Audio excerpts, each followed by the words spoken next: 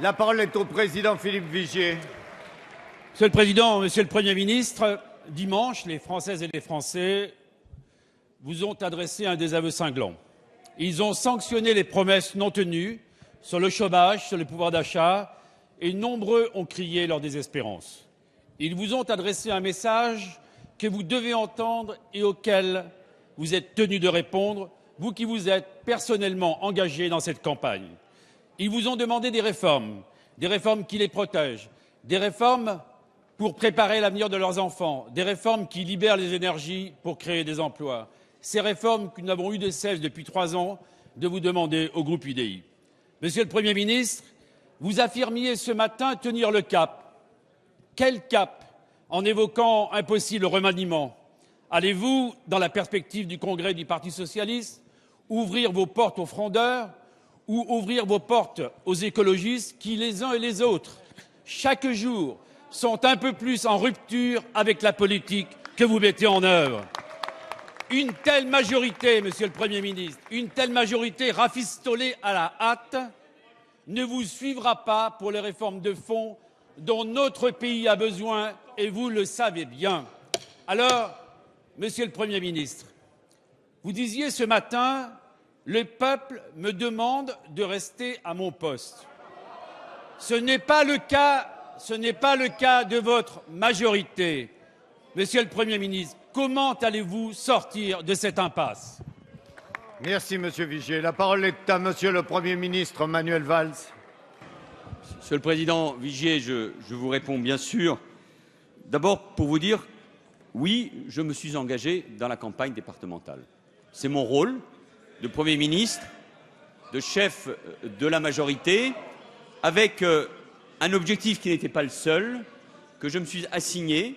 Je n'ai pas obligé de le partager, mais je n'acceptais pas, je ne pouvais pas accepter l'idée que le Front National devienne, à l'occasion de ces élections départementales, la première force politique. Et je considère, mais c'est vrai sur tous les bancs, que le niveau du Front National, sa présence sur l'ensemble du territoire, les propos qui ont été tenus par un certain nombre de ces candidats méritent et méritera toujours la réponse, celle de la mobilisation, celle des valeurs de la République, mais bien sûr aussi, pour ceux qui votent pour cette formation et qui les trompent, les réponses les plus concrètes possibles sur des questions aussi essentielles que l'emploi, la sécurité, le pouvoir d'achat, le niveau des retraites et d'une certaine manière une forme de désespérance et de sentiment d'abandon. Et donc je continuerai dans cet engagement parce que le paysage politique, et chacun l'a bien compris, et je crois que ça doit interpeller, ça vous interpelle aussi, vous, président d'un groupe centriste, le paysage politique est profondément modifié et que chacun doit en tirer les leçons. À commencer, bien sûr, pour le gouvernement. Nous allons poursuivre sur la voie du redressement économique.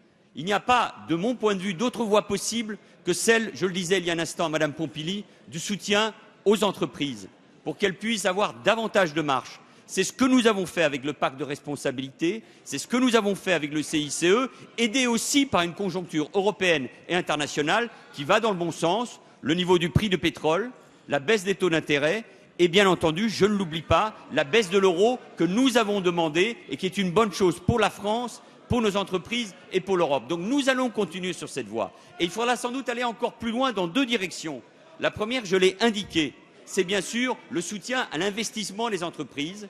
Et le deuxième sujet, nous aurons l'occasion d'y revenir, c'est aussi la possibilité pour les PME et les PMI d'embaucher davantage et plus rapidement, parce que c'est un des sujets majeurs, parce que ce sont elles qui accueillent la grande majorité des salariés de ce pays et qui doivent pouvoir embaucher davantage. Fort de ces éléments-là, sans oublier ce que nous allons engager, j'ai parlé de la transition énergétique, des chantiers que nous avons ouverts sur les quartiers ou sur la ruralité, sur la priorité à l'éducation, sur la loi santé qui commence à être discutée cette semaine. Sur tous ces chantiers, moi, je l'ai déjà dit à la tribune de cette Assemblée, je souhaite que les uns et les autres, nous puissions avoir un dialogue et que nous puissions avancer ensemble. Mais j'ai une conviction, après le vote qu'il y a eu, avec les défis qui sont devant nous, avec le changement du paysage politique que je viens de décrire, j'ai une conviction, c'est que si la gauche se rassemble, si elle est unie, si elle est capable non pas seulement de se parler à elle-même, mais de parler à l'ensemble des Français, alors nous pouvons de nouveau non seulement